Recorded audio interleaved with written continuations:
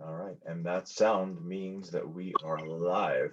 So, good morning, all, and thank you for joining us for another live virtual experience put together by iGlobal Forum.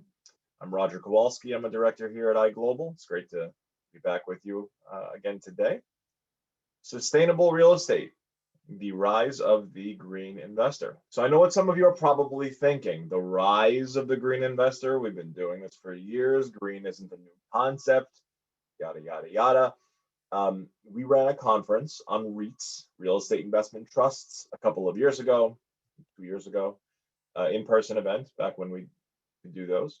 And there was a panel specifically dedicated to ESG investing. I think Jessica might have even been on that panel. And the moderator of that panel began it by asking an audience of, I don't know, 150 real estate executives, institutional investors, people that are in this space, if they knew what ESG stood for, if they knew what it meant. And not one person raised their hand. Not one person raised their hand. So, with what's happening in the world right now, how we're going to reimagine retail and office, and how multifamily is being shaped moving forward, and how senior housing is going to be imagined, and real estate owners and investors, there's a real chance to make some real change. So we're going to discuss how exactly this can be done from a social and a practical standpoint, and also, very importantly, how this can be done from a finance perspective today. Some very quick housekeeping for everybody. I'll mention these maybe a little bit later too for stragglers that come in, but I see a good number of people are here already. Attendees, you have the ability to send questions in real time. If you move your mouse on the bottom, you can see a taskbar pop up, a navigation bar. There's a Q&A box. There's a Q&A button. You can click into there and you can send a question into the panel. And Daniel, our moderator, has the option to take it in real time if it's topical, if it's a good question, or if not, we can maybe field some of those at the end. But please do send in your questions. This is a group that doesn't get together very often, and these are people that know what they're doing. And we have one, so we have one polling question for you to interact with right from Jump Street.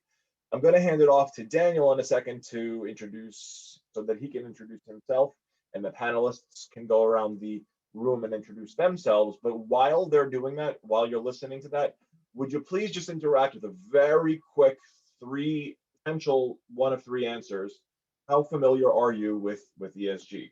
We want to do this so this is not too 101 level. If a good portion of this room is here and this is what they do for a living, or we want to maybe explore some of the basics in the overview if we see that is warranted. Okay, so the poll is up. A lot of you are already answering.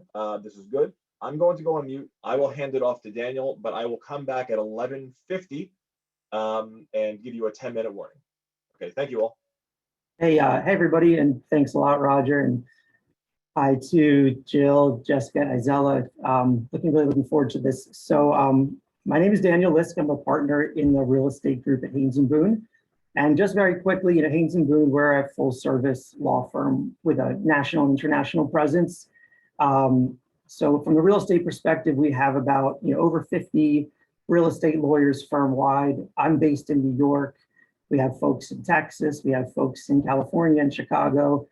And overall, it's a very broad practice. We represent owners, operators, developers, REITs, funds, everything from acquisition financing, mezz financing, capital markets, and my practice tends to be a little bit more on the finance side, although I also do acquisitions and sales, and also doing some workouts as well and restructurings, and we've heard a lot more lately, and a lot of client interest in PACE financing, and so that's becoming a growing area, and so that's a little bit about me. I guess maybe just going around the horn here, Jill, you look like you're up in my box there, so you can tell us about yourself. Absolutely. Thank you, Daniel, and good morning, everyone. So I'm Jill Brosig. I'm the Chief Impact Officer for Harrison Street, and I oversee our ESG initiative. And my company, Harrison Street, what we are is an investment management firm. We've been around since 2005. we focus exclusively on alternative real assets. And I would say specifically demographic driven, needs-based assets. So investments on the real estate side in things like senior living, student housing, healthcare, storage, life science. And then we also do investments in both social and utility infrastructure. Our company is headquartered in Chicago, but we also have an office in London. We have around 200 employees and 32 billion in assets under management. And obviously we'll be talking much more about our ESG program, which it really became a formal program back in 2013. And I'll turn it over to Jessica to introduce herself. Thank you, Jill. And as a Chicago native and someone who's actually traveling to Chicago this afternoon, I'm a big Windy City fan. So thank you so much for having me, and Daniel for playing the role of moderator here. My name is Jessica Bailey. I'm the co-founder and CEO of Greenworks Lending. Our company is a specialty finance company based in Connecticut, but operating all over the country. And we provide financing to commercial building owners to improve the quality of their buildings by way of energy improvements, or to integrate sustainable development into new construction. We finance through a state-based program called PACE financing, Property Assessed Clean Energy. This is a type of financing that's grown in popularity over the last few years, and our company has really both led and benefited from that growth. Our financing is enabled by a state policy that allows a building owner to take capital in to do qualified clean energy improvements to their building and repay those loans as an assessment charge on their property tax bill. This allows them to get long-term fixed rate financing that enables them to see the energy savings and the utility bill decrease before they start repaying it over that long period of time. So it's a really attractive source of financing that has enabled a lot of clean energy implementation within the commercial building stock in the United States. My background is really on the policy side. So I was one of the original architects of the policy that we now lend through. Our company is growing very quickly. We do financings from small solar projects all the way up to large redevelopment projects, really the whole gambit. And really everything we do, every loan that we make has an ESG component, right? We are financing clean energy. We are financing improvements in buildings that are going to reduce the energy consumption, contribute to climate change mitigation. And so ESG is really very fundamental and very central to our mission. So really happy to have a chance to talk a bit more about it. Great, thank you. And Isela, can you tell us about your work at Bridge? Sure. And good morning to everyone. It's a pleasure to be joined by such a great group of people here in the space. I am Isela Rosales, head of ESG and sustainability at Bridge Investment Group. Bridge, for those that may have heard of us, there are a lot of firms out there with the name Bridge in it. So we are the group that is headquartered in Salt Lake City. We do have both national and now international offices. So I am currently in our Bay Area office, hence the background of the Golden Gate Bridge behind me. I've been with Bridge now for about 4 years, and our roots in the ESG space, though, really predate me. And it wasn't, though, until the last couple of years that we decided to really formalize our efforts, take stock of all of the great work that we've been doing. By way of background, Bridge has approximately 25 billion in AUM. We are both an owner and operator of U.S. real estate.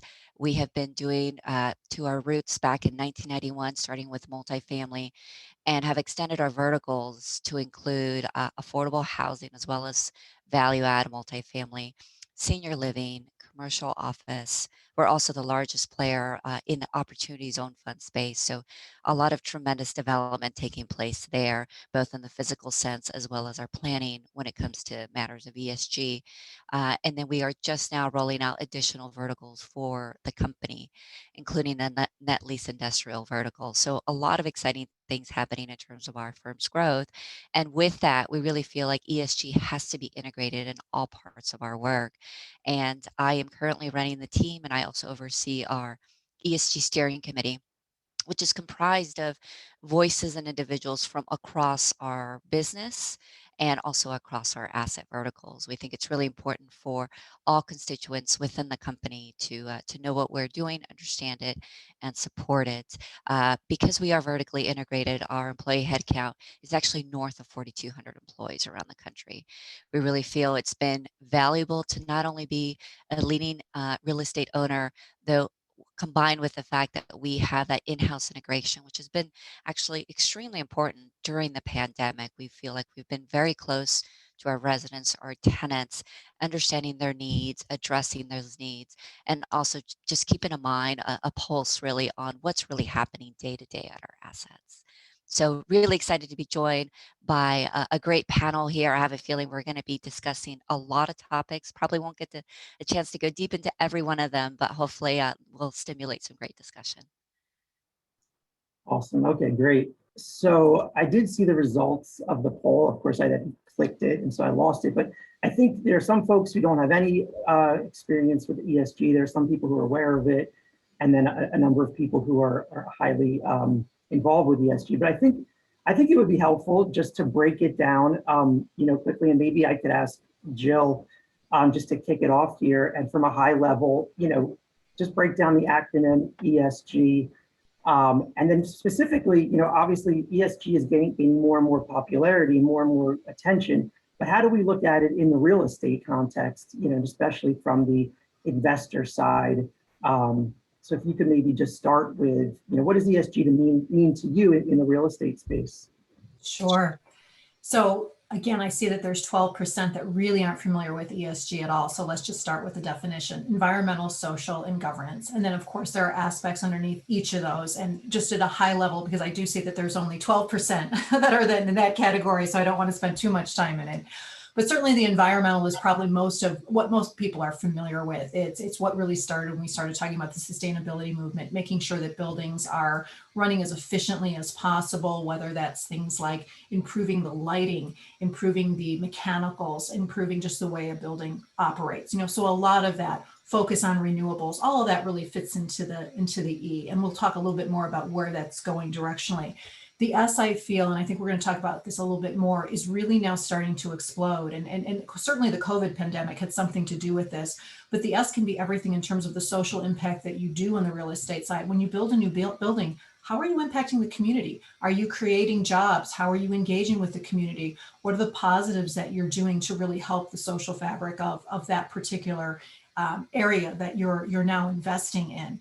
Social, though, is harder to measure. How do you actually measure those benefits? On the E side, or the environmental or the energy side, you can measure it pretty easily. If you make some upgrades to your building, you're going to see a lower utility cost. But on the S side, how do you really measure the impact that you're doing? So we'll talk, I don't want to, this is the intro part, but later we'll come back and talk about some of the things that we're doing to make buildings healthier and how do you measure that that truly is an impact.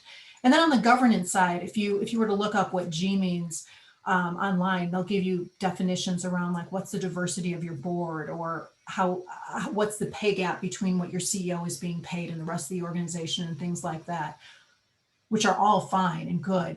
I would say the extra twist that I put in terms of what governance means for me is the transparency factor and how we report out on how we're performing. We want to make sure that we're collecting the right data, we're using this data to make the correct decisions in terms of making sure that our assets are performing as well as possible, has the best impact on the community that it serves. And that's kind of what we're doing in that arena. And then I forgot the second part of your question, Daniel. I was doing the definition. I apologize. What was the back half of it? Oh, no, that's great. And that gives a really good, and honestly, I don't remember the second part. Isella, maybe I'll ask you also to weigh in on this. And, the way that I kind of have heard or have thought about ESG is, in certain ways, it provides another metric to to understand and to assess the viability of an investment, where you're not just looking at financial performance, but you're looking at these other factors. And so, I guess, what's the case for ESG? Maybe you could also touch upon, are you looking at it from a opportunity perspective, or is it also a risk mitigation perspective? It's really all of the above, Daniel. And to Jill's point, what we're seeing also is an increased trend and awareness for data management, actually, within ESG. So the E part is certainly going to be easier to do that. We've partnered with some great groups.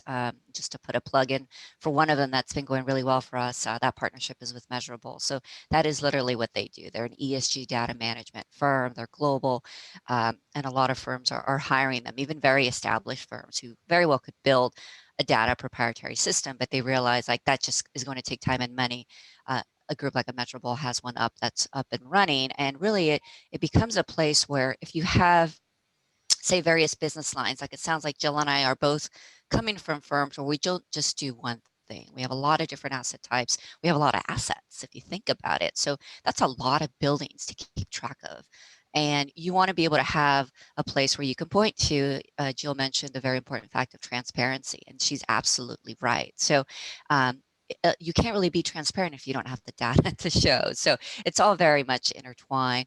And in terms of just what are the drivers, what's getting people motivated to actually say, you know what, we should dedicate time and resources to ESG, and it's multifold. I mean, we've got, I can tell you that we definitely have had appreciation from the investor side, appreciation also from our vendors. You know, think about procurement that happens behind the scenes with ESG. And then the other thing too, if you just really want to boil it down to, you know, how are we thinking about the numbers of, we're a value add player. So every time we buy a building, we're looking at it from what's going to be our CapEx spend, what's going to be our hold period, how much work are we going to do while we own and operate it, and how much work has already been done. And so we're already thinking about, let's take that CapEx number and not just have it be sort of one general number, but really think about it as defensive versus, say, ESG sustainability dollars. So historically, it would all been called defensive dollars, but now we can really start to break it out, because as Jill said, then you can track it. So you can say, I replaced a chiller potentially because it was at the end of its life, but also I'm going to see true environmental benefits from that. And I want to be able to track the spend into it. I want to hopefully get, you know, an ROI out of that that's attractive. And then I can also say, hey, this is where my my carbon footprint went down. And so it's really all intertwined. And on the topic of transparency, the other thing I'll add too is, and we'll get into this, is there's various organizations out there that have established frameworks, and that's becoming also far more acceptable in the industry, as a way to say, is this firm really committed to an ESG program versus they're just sort of greenwashing, as we like to say. And so it's important to identify what are the needs, interests, and goals of the company, and then figure out which frameworks you want to align your work with. So I'll pause there because it's a lot of information I just gave. Yeah, actually, I think what you said was wonderful. And Daniel, if you don't mind, may I add to something that she was saying there? Yeah, please do. So one of the things I want to add on, you know, we're talking about how you can align with these various organizations, but let's back up a moment. How do you actually start an ESG program? How do you start the strategy? And one of the things that I think is important to mention is upfront doing what we refer to as a materiality survey, and really talking to your stakeholders and understanding from them what's important from them in terms of an E, in terms of an S, in terms of a G. And once you get that information, then you couple that with what these leading organizations are saying. You couple that with what you're seeing, not only what our peers are doing, so what Isella and myself are doing, but also what are other industries doing? What is Ford Motor Company, who just came out and announced that they're, I think was, no, sorry, it was Chevy that just came out and announced that they're going to make an electric Silverado today. Or Qantas Airlines or United Airlines that are saying they're going to be net zero by 2050 and they're investing in carbon capture technologies. You know, really looking at what everyone is doing to put together a comprehensive plan that says twofold. What are you doing as a company in terms of your ESG strategy? And what are you doing as it relates to your investments as an ESG strategy? And make sure that you're in lockstep with what these leading organizations are doing or guidelines are doing, as well as what you know your stakeholders are doing. Those are really important. Number one, don't feel you have to design this by yourselves. And number two, don't rely on just a consultant telling you everything that you need to do. Make sure you're truly listening to the voice of all of your stakeholders. And that's just one comment I wanted to add on what Isella very articulately had just said. Yeah, no, I think that's a great point. I'm glad that you brought it up. And maybe just as a follow-up question, you know, so when you're talking to your stakeholders and you're doing these measurability assessments, just give us, like, maybe dive into that a little bit more. You're talking to your investors, your employees, your tenants, or just maybe, you know, what does that actually look like when you're doing that? Yeah, absolutely. And it's really fun to hear from Azalea and Jill about how far this industry has come in terms of the advancements that have been made kind of in tracking all of this stuff. So and maybe just to start, what we do, we lend money through these PACE programs across the country. And at its core, Daniel, I was telling you this yesterday, that the core of this policy basically says clean energy in our state is a public benefit. So that kind of ESG DNA is sort of deep in the policy that we lend through. So everything that we do, every loan that we make has to have a public benefit. Otherwise, we don't have the ability to use this tax collection mechanism that gives us as a lender the security and gives the commercial building owner this access to long-term financing. So it's really very, very core to what we do. I think from our perspective, for a while, it was so core that we kind of forgot to tell the story, right? We were doing all of these individual loans, and each one of them was either putting solar on a building or putting a new HVAC system in that was more efficient, or double painting the windows, or whatever these building owners were choosing to do to reduce the carbon emissions of their building. And because it was just sort of our day to day, we weren't really thinking about how it rolls up and has an impact at a bigger level. And I think in large part to the work we were just hearing about in terms of measurement, management, and storytelling, a couple of years ago, we realized, hey, we should start counting the energy savings from the projects that we're financing. And we started doing that. And it was kind of a simple thing to do because we had it anyway. Part of our underwriting process reviews the engineering kind of systems report from each of the projects that we're financing. So we had the data. We just kind of aggregated it all together when we realized that we were having a big impact, right? We sort of knew we were, but seeing it in one place, it was like, wow, the kind of pool of loans that we have made here is moving the needle. It matters, and that became something that, as to answer your question, Daniel, became a really important talking point for us for recruitment and retention of our team. This is something that motivates them. I always joke with our team members, there's probably a lot of easier things that they could be doing than trying to sell PACE loans, right? They could probably figure out an easier way to make a buck, but most people in our company, I would say all people in our company, are doing it because they care not only about their careers, but they care about having purpose within their careers and being able to track that and tell the story of having an impact beyond just a bottom line dollar is really important for us. And then we started thinking, man, I bet other people care about this. And in 2019, we made the decision to try and go for a global green evaluation from S&P. And so again, as I mentioned, we make these kind of small loans that we pool up and securitize. And so it was really that pool of loans that we had all the data for. We knew what the energy impact was. We knew what the emissions reduction was. We knew the job creation. So we extrapolate all of the kind of measurement tools that we have from different government agencies. And we went to S&P and say, hey, can you give us a rating on this? And they said, totally. This is so easy for us because you've done all of the things that we need to push people to do in order to give them the green evaluation. And so we went out in 2019 for our first global green evaluation. We then got our second about a year ago. And really what they're looking at when they do this, and this is some of the stuff, Jill, you were talking about, they're looking about transparency, they're looking at governance, they're looking at mitigation, they're looking at not only what your impact was, but how you calculated what it was to make sure that you're using best practices and that and the story that you're telling is not greenwash, because we all know there's too much of that, but actually based on reality. So it's been a really fun journey for us to kind of realize that we were sort of doing something all along, and then figuring out a way to tell the story to move our people, our team, but also investors at the end of the day. Yeah, no, that's good. So, and just to stick on the CPACE topic for a little bit there, Jessica. So it's really interesting because it's a new product and it's a new kind of position in the capital stack, right? So in traditional, lending, maybe, you'd have a senior loan and mezz financing behind it, and they preferred equity as well. But here now you're slotting in a new, a new slice in the capital stack that is actually almost acts as a tax lien in a way, and gets paid similarly to a tax lien. But maybe you can just talk to us about like the overall capital stack, and then what are the benefits to borrowers, and how are you underwriting these loans? Sure. Yeah, it's a great question. So think of what we do in sort of two different buckets. The sort of core lending work that we did for many years was really renovation of existing buildings.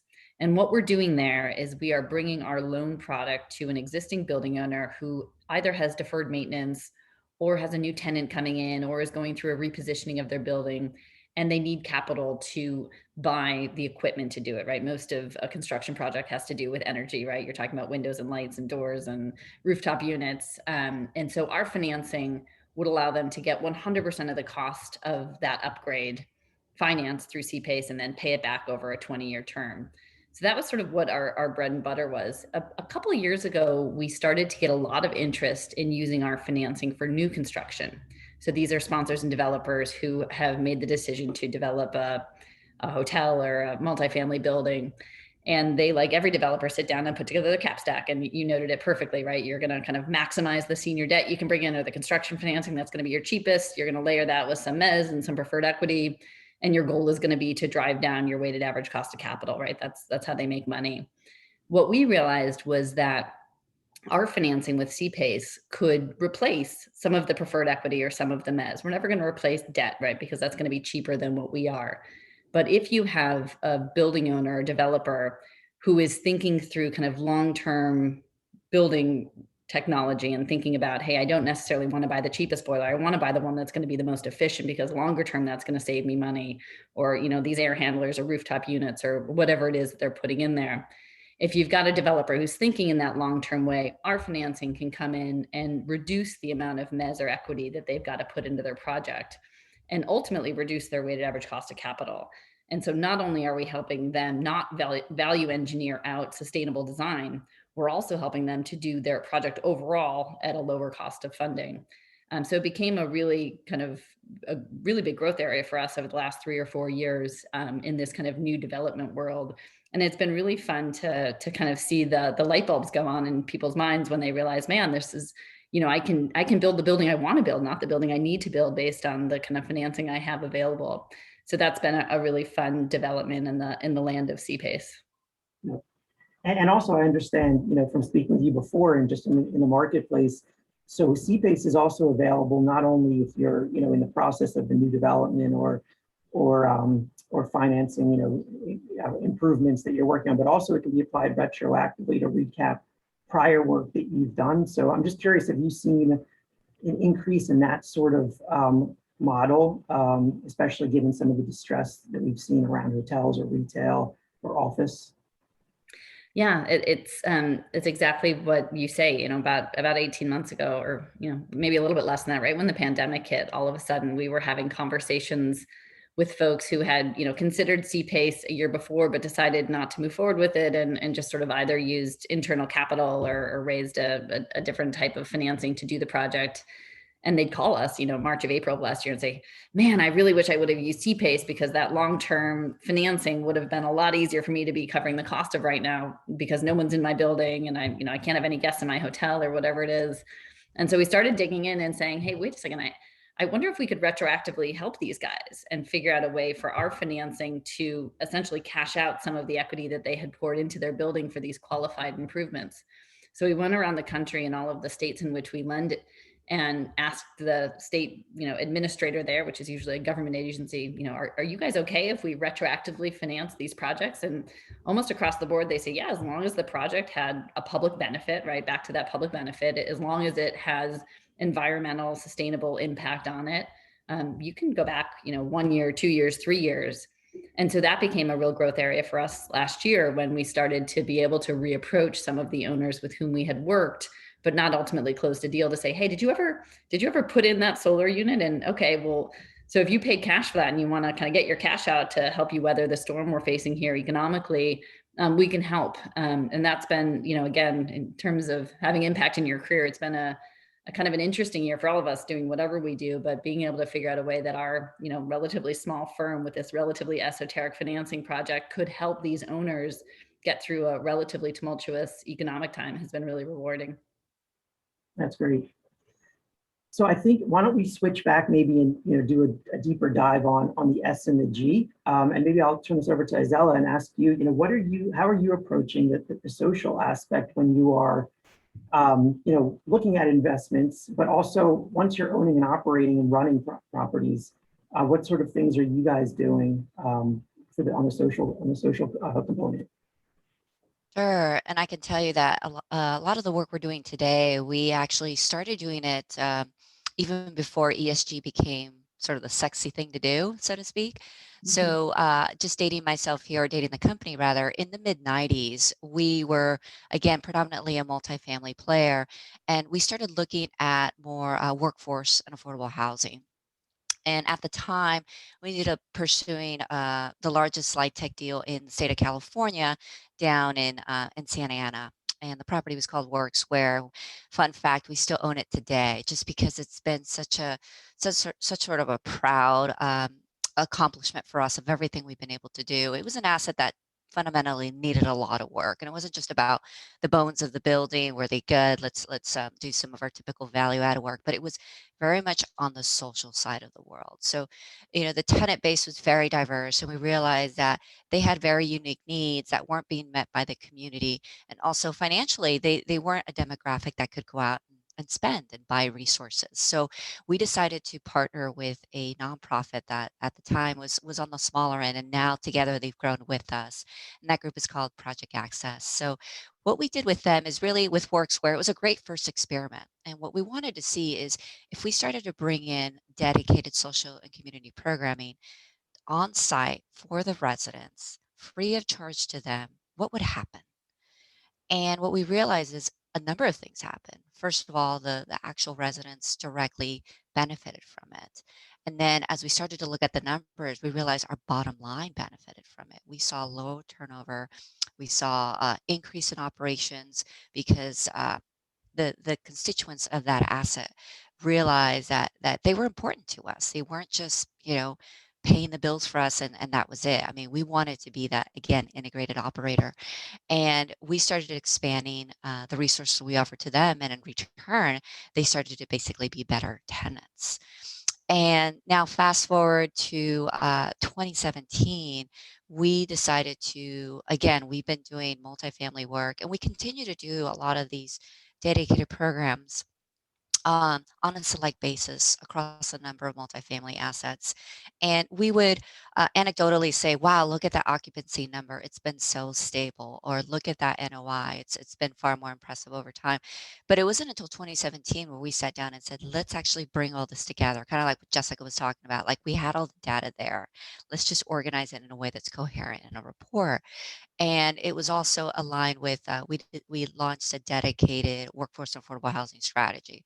So we even took things one step further. When you talk about, making that public impact, we said, if we're really going to be a true affordable housing preservation of housing player, we need to be very explicit about our intent.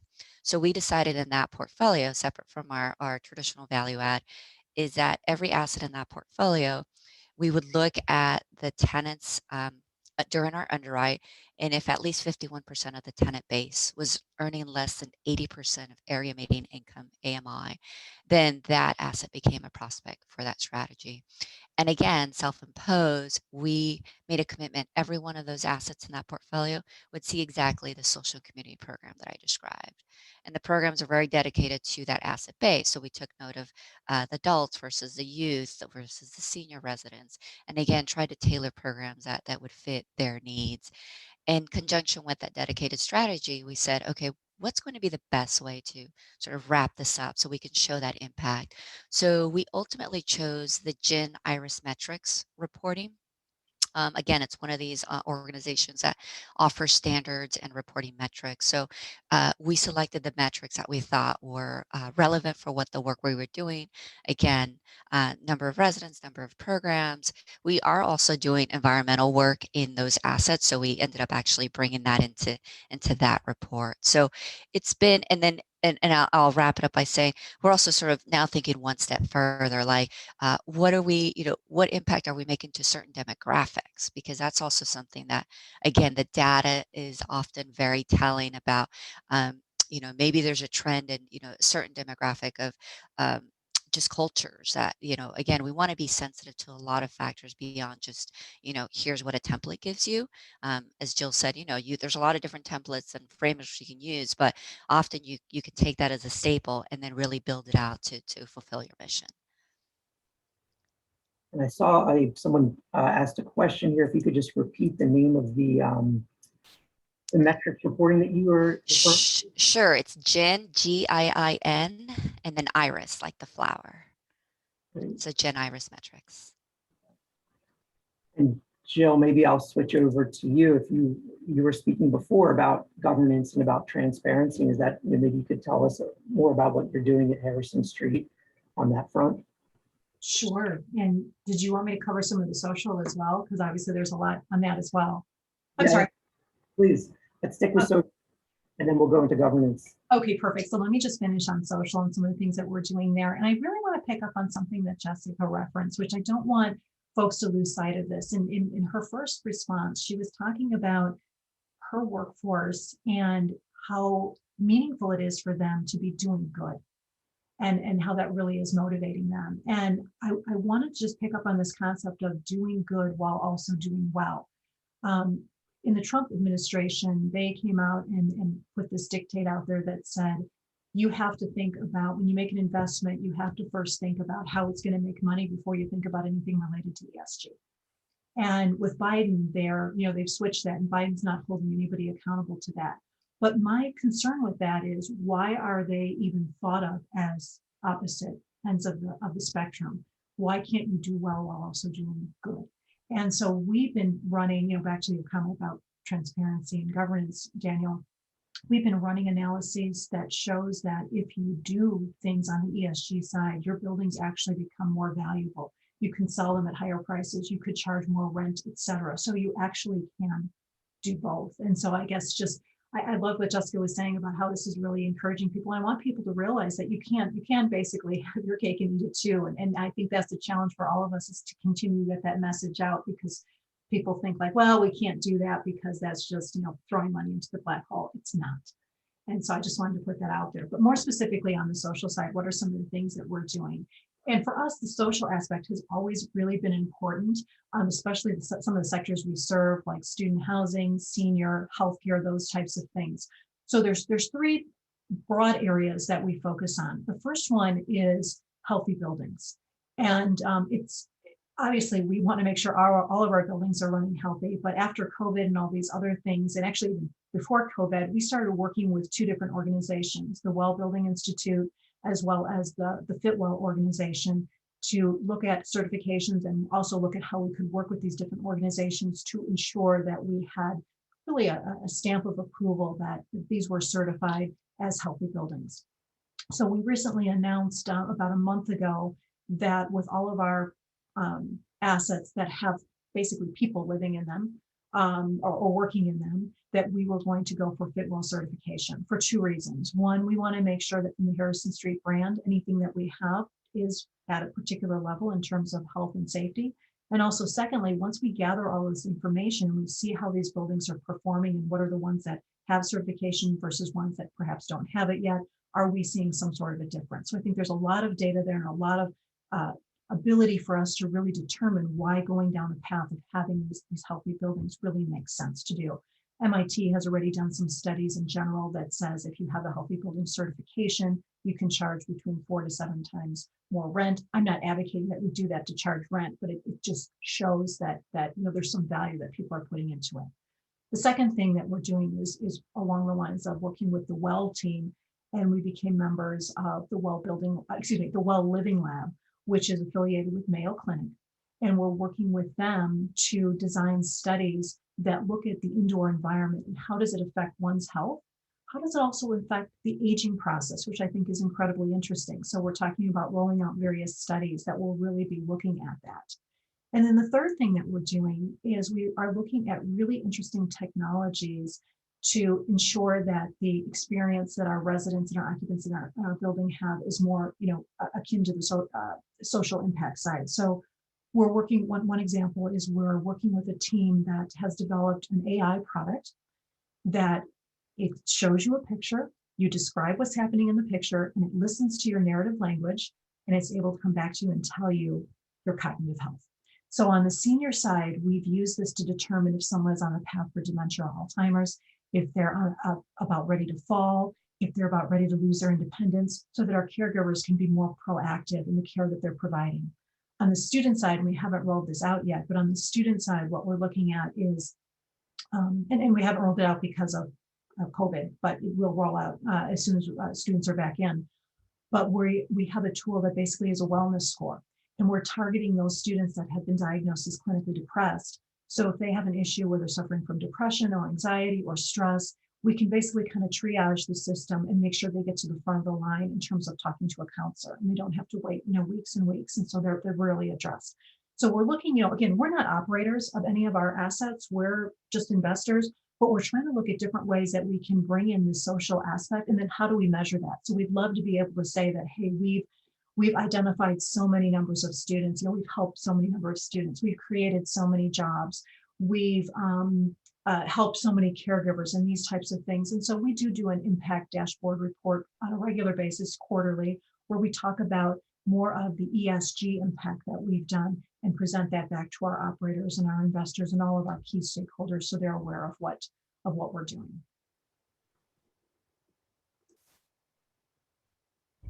I just wanted to, Dana, maybe before you jump in, Jill, something that you said is something I always try and remind people that, it's not the either or, that you're upgrading a building because you're trying to save the polar bears. I wish that was what was motivating some of our building owners, because that's what motivates me. But I think the reality is most people are motivated by their bottom line. If you're talking to a CFO and you're trying to convince him to put solar on the roof, you're not going to convince him because it's going to have a meaningful impact on, the amount of dirty energy produced in his state. You're going to motivate them because it's a cash flow play for them, that they can rent their roof and get a kind of economic incentive for doing it. And I think one of the things that attracted me to start Greenworks back when I did and get into this industry was that this type of financing doesn't really care if you're motivated to do something good for the sake of it being good. It allows you to sort of accidentally do something good because it's the right thing to do for your bottom line. And to your point about these upgraded buildings having the ability to charge higher rents, absolutely. These kind of companies that focus on this having the ability to attract higher talented workforces, absolutely. So it really isn't an either or, it's a both and I think the world has moved pretty far in the last 10 years where this type of thing is not just for the tree huggers of the world. This isn't just about doing something, for those of us who care about it. It's really about doing something that's smart for your businesses as well. Can I agree more? Giselle, do you have any further thoughts on that? Well, I mean, if we are going to touch on solar, I would say I can talk a lot about that, but I'll keep it short and sweet here.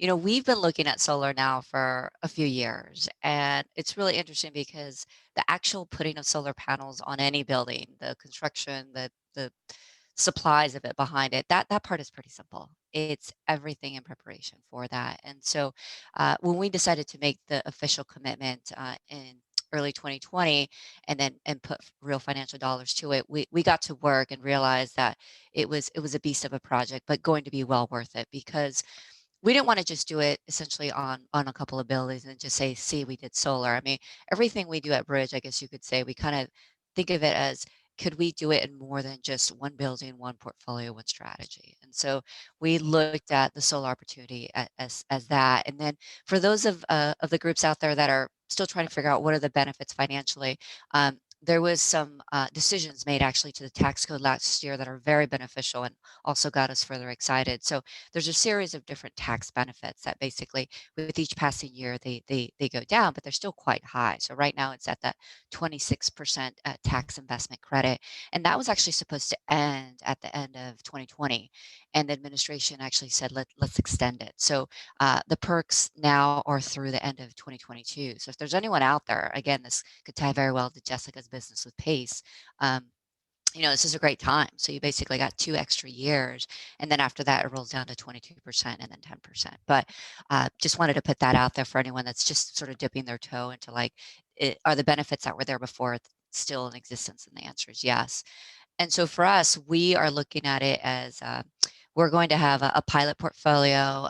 We're actually working with a great partner because, as I mentioned, the heavy lifting that has to take place behind the scenes to line everything up, because it's not just, underwriting the financial cost doesn't make sense. Let's do it. But there's a lot of regulatory, a lot of local and state laws to be mindful of, obviously the financing, and then you have to decide on your structure. It's in some ways easier to put solar on a commercial office building than it is to do solar on a multifamily building, because you've got all the different metering situations situation that's happening. So kind of getting in the weeds here, but just want to say that, I think it's a lot of these projects are so tied together in that, you get thinking about one, area, whether it's the E or the S, and then you're like, oh, what about this? And I really feel that COVID also put a lot of things in fast forward motion. So Jill's talked a lot about, clean buildings, and that's really next on my big agenda of ESG things that I'm doing at Bridge. And so I've been looking at all the same programs. She and I offline were talking about, one versus the other. And there's multiple programs out there. A lot of organizations will think about LEED. LEED's been around for a very long time. However, we've realized that LEED is also very, very expensive. And when you're trying to certify a lot of buildings, it just gets to be really costly. And so these other programs, similar to Jill, it's really important to look at both the original programs when it comes to a Fit Well, a Well, or any other one. And then a lot of them now have what they're calling COVID response programs. So it's a great way to get going if you're not sure where to start and you're concerned about costs. So we're looking at both.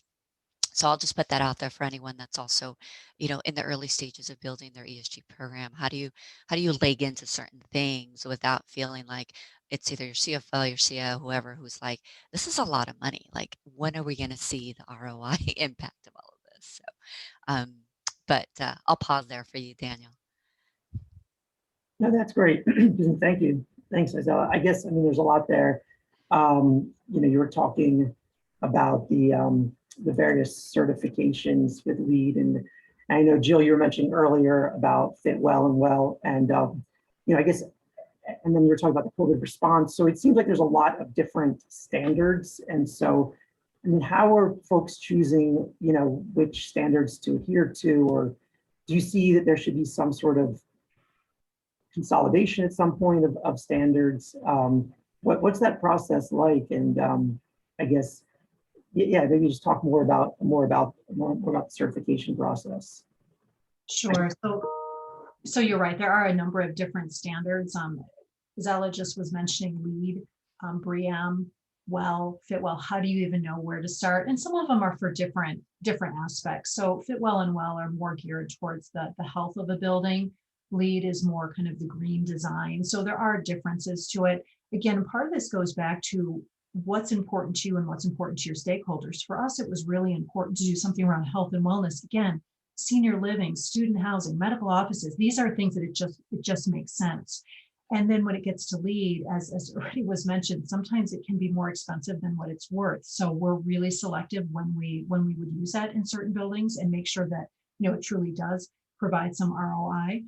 We think for any of the certifications that we do, it's not just getting the certification, putting a plaque on the wall and saying, okay, check, we're done. We really want to make sure we're marketing that we're doing these things and making sure that it resonates with the tenants. So if we get a Fit Well or a Well certification and we talk about that in our marketing materials, and then we ask someone who signed the lease and we say, was this meaningful to you? And if they were like, I didn't even know you had it, or no, that's going to be telling to us. Or if it's like, this is a big reason because you guys have a stamp by the CDC that says, yes, you're healthy, that means something to me. Because we can design buildings to be the most efficient as possible, not spewing a lot of carbon into the environment. But if we can't handle that human experience, that's an issue. If no one's in the building, we're going to have problems. So more directly to your point, there's a lot to choose from. And I think it goes back to truly what's important to you and what really is going to tell the right story of what you're trying to do for the occupants within your building. And then on the data collection side, I know that there's some companies that third parties that are really providing this information. I think it's almost like a due diligence service in a way where they're aggregating information. And so how are you evaluating the data? What other third parties are you working with, or is that something you're building out? And just some folks may be building it out in-house depending on their resources. Other people might be using third-party providers. But I guess what's that process look like? I just throw that out to anybody who wants to. Sure, I can start. So I had mentioned one in particular earlier on that I felt would be a nice umbrella platform, and that is Measurable. Before hiring Measurable, we actually had in place additional providers that are very specific to an asset type. So I had mentioned that, our work across the board, namely in multifamily, we've been working very well with a company called Bright Power. So, they're looking very, very closely at all of our utility action. And then basically from that, analyzing it and then telling us, you've got an asset here with an issue. Here's the issue that we've detected. So they've got great algorithms that are part of their program, so they can send out those types of alerts, which seem like pretty simple. But when you've got, again, have got assets at scale, it's a lot to manage, especially if you're looking back at trends and behavior of certain assets. And then similarly for us in our commercial office vertical, we really like the work that Aquacore has been doing for us. And this is a very similar group. But again, some of these groups are very much set up to specialize in one asset type or another. And so it's, believe it or not, there's a lot of pieces that have to fall into place for the data quality to be there.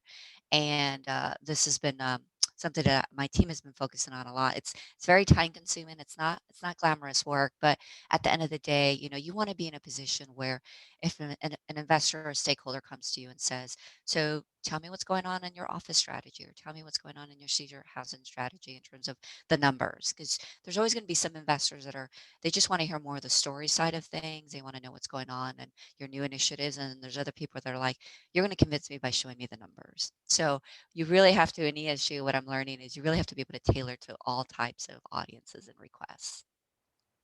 The quick 10-minute warning, it's 11:50.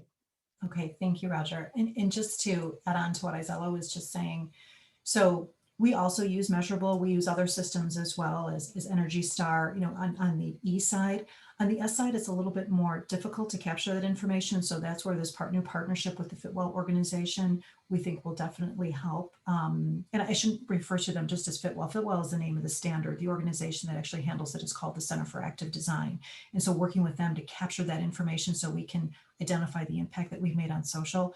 But Isela is exactly correct. I mean, data assurance and data quality is incredibly important. And no matter what system you're using, if someone at the property has entered in information incorrectly or what have you, there has to be a lot around data insurance. And this all ties into when you want to do some of your reporting, which we haven't even talked about submitting to something like GRES, which is the Global Real Estate Sustainability Benchmark that we've been doing for a number of years. And I know as I was doing this as well, these are the things that they're going to come back and say, how clean is your data? How much of your data is you're capturing? And not that they're at this point yet, but we want to be able to use that data to make better decisions. So can the data tell us where we have a problem child? And oh my goodness, something's wrong here. Maybe it's a water leak. Maybe, there's something related to the meters going crazy, or there's something, not hooked up, what have you. This is where we can really use the data to be much smarter in terms of how we do the operations, because we have 700 properties we're trying to manage, and that's a lot to stay on top of and make sure they're all running as efficiently as possible. Great, thank you. So we only have a few more minutes here, but maybe Jessica, if I could kind of go back to you for a bit and can we maybe talk a little bit about and we got a question here just about the lean priority of CPACE, but maybe we could just talk about how senior lenders are getting comfortable with this. And I know it's slightly different depending on your jurisdiction. My understanding, and I guess you can correct me if you think I'm wrong, but I think in general, the benefits are, and the ways that senior lenders are getting comfortable is that although this is treated as a priority lien, like a tax lien, that the lender, the financing provider, so doesn't have the ability to accelerate that loan or call the debt. And essentially, I think senior lenders are probably structuring their loans with reserves, typical, like the way that they would do with a tax reserve. But maybe you just talk about that, and if you're seeing any interesting structuring, conversations coming up and how people are addressing that.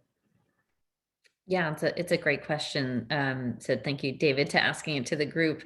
The way PACE works, again, is like any other public benefit assessment finance. So the way to think about it is the same way sewers and sidewalks are financed in the US, which is to say there is an upfront allocation of capital that is secured by a tax assessment paid over a long period of time. The important thing to remember is that, as Daniel's saying, it can never be accelerated. So just like your sewer assessment can't ever be accelerated, neither can your PACE assessment. And so although the individual payment is senior to a senior mortgage lender and any other debt on the property, it's only the amount currently due on the property tax bill that they're really kind of subordinated to. And so there's an education process with mortgage lenders about how PACE works, because if you go to a mortgage lender and say, hey, I'm a building owner and I want to put a $8 million note ahead of you, you might get sort of a little bit of a side eye here. But the reality of what you're telling them when you're asking for the senior lender's consent, which we do on every project we finance, is that you're asking for them to agree that in the case of a foreclosure or default, the amount of past due PACE assessments that are currently on the tax bill would be paid out in the foreclosure situation. But all future payments would be the responsibility of whoever took title to the property. So that kind of non-acceleration or non-callable aspect to PACE is really critical. And we've been very diligent in our policy and legislative work to really make sure that that's very, very clear, because it's critical. And if I was a lender, I would have the same questions. The other thing, though, Daniel, to remember is that what we're financing is improving the value of the building, right? We are not just financing, a new paint job or something that is sort of aesthetic, but not really value accretive. We are really helping to finance the upgrade of a building that is both going to lower the OpEx by reducing their utility bill and improve the asset quality. So once senior lenders kind of get that into their head too, they're recognizing that their collateral is improved in value. And so their kind of LTV requirements and their DSCR requirements are all kind of moving in the right direction, even with that PACE assessment being underwritten into it. So it's been a lot of work with lenders, across the country, from the largest to, local credit unions, to get them to understand this. But they're really a very important piece of the project for us, because we just have to work alongside them. And we've been very grateful that we've had the opportunity to educate so many of them. And at this point, it's a piece of the process, but it's certainly not one that usually holds it up. Great, thank you. And so, and also just to point out that the CPACE also will amortize over the life of the improvement, right? So that's also a benefit. All right, so just in the few minutes that we have left, thank you again, everybody, for joining here. Maybe you could just, I'll go around the room and just give us your kind of top of the mind, where do people see ESG going over the next 12, 24, 36 months? What are maybe something that you're focused on, or something that you're, a challenge that you see, or maybe something having to do with, just increased support from our new administration, if that's going to be driving any change. So maybe, Azella, I'll start with you. Oh, you're muted. All right, I think I got it right this time. Yeah, just in closing remarks, and I want to touch on something that, again, we didn't get a chance to touch here on, but I think one of the themes that is really been a takeaway for me with the new administration and in my ESG world is that relating under the S, and specifically I'm thinking about DE&I, so diversity, equity, and inclusion. Mm-hmm. So again, that in itself could be a whole nother panel discussion. I think it's something that is very front and center for a lot of companies, whether they've been actively integrating it into their own values of the company, or they're really feeling like it needs to be a true value and part of just how they operate with their employees, how they operate with their constituents. So I'm really excited to see, what our company is doing. We've done things like setting up a steering committee. We've got employee research groups. I mean, we've got a lot going on there, and I think it's going to continue to grow as a big part of who we are. And it's great to have support coming from a very national level as well. Great, thank you. Jill, do you want to? Sure. I referenced in the beginning the materiality survey, and this is something that we do every 3 years. And back in 2017, when we did it, the results that came back were very granular, very much at the asset level. People were concerned about how efficient buildings were operating, how much money was going into the buildings, those types of things. We did it in 2020, and I'll preface this by saying it was just before the pandemic hit, so it was about the February timeframe. But what came back as the top three were, one was around climate risk and resiliency. Again, this is right after the Australian wildfires. what was happening in the Southwest with the floods and all of that, fires in California, et cetera. Second thing was around carbon emissions, carbon reduction. And the third was around D&I, which is what Isela was just talking about. So those are, and of course, health and wellness, obviously with COVID, it was in the top as well, but that of course was accelerated a little bit by COVID, but it was well within the top 10. So one of the things that I'll talk about, which we haven't mentioned, is around the carbon. And so you're seeing a lot of folks, whether it's within our industry, whether it's just in general talking about net zero goals. You have the Paris Climate Agreement that we weren't in, now we're in. But in fact, a lot of folks never really went out of it, even when Trump decided not to be a part of it.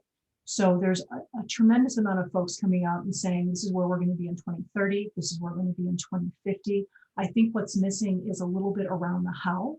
I've heard a number of talks of people saying at a very high level what they're doing, but there isn't a lot of detail behind it. And again, if you have a 2030 goal, you have plenty of time to figure that out. But I would like more transparency around that. We want to, when we announce any type of goal around those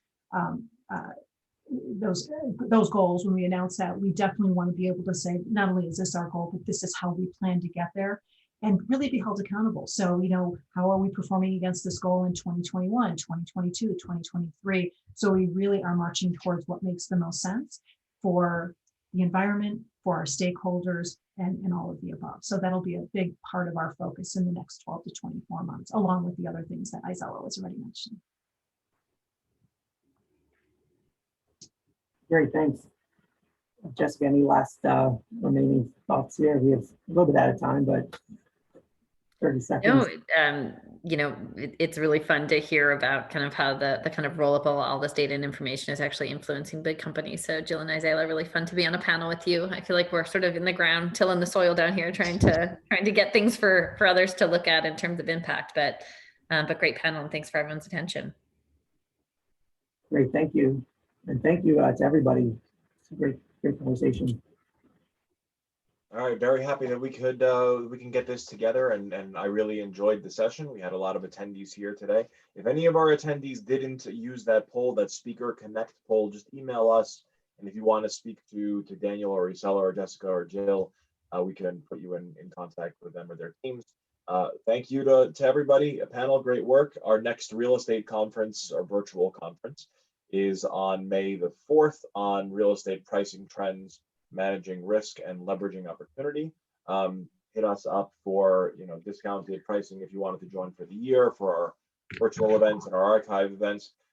Jill and Jessica and Isela, we will definitely reach out to you in the future for other similar topics. And Daniel and the team at Haynes and Boone, we work with you all the time. So if anyone has any questions real estate related, please do reach out to Daniel. Their team is the real deal.